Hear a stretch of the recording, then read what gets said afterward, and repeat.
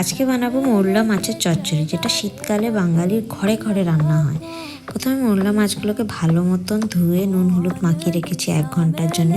এবার মাছগুলোকে কড়া করে ভেজে নিয়েছি। এবার কড়াইতে আবার তেল নিয়ে কালো জিরা শুকনো লঙ্কা ফোড়ন দিয়েছি আর এক এক করে সব সবজিগুলো ভেজে নিয়েছি। তার মধ্যে আছে আলু, মূলো, বেগুন আর কুচানো পেঁয়াজ, কুচানো টমেটো আর 3-4টে কাঁচা লঙ্কা। বেগুনটা লাস্টে দিয়েও আস্তে আস্তে ওটা মজে গেলে ঘেটে গেলে ভালো লাগে খেতে চচ্চড়িতে। অল্প অল্প জলও দিতে পারো মাঝে। আর মশলাতে দিয়েছি হলুদ গুঁড়ো, শুকনো লঙ্কা গুঁড়ো, জিরের গুঁড়ো আর রেড চিলি পাউডার। আর নামানোর আগে কিছুটা আদা কুচনি, শাহি গরম মশলা আর অনেকগুলো ধনেপাতা।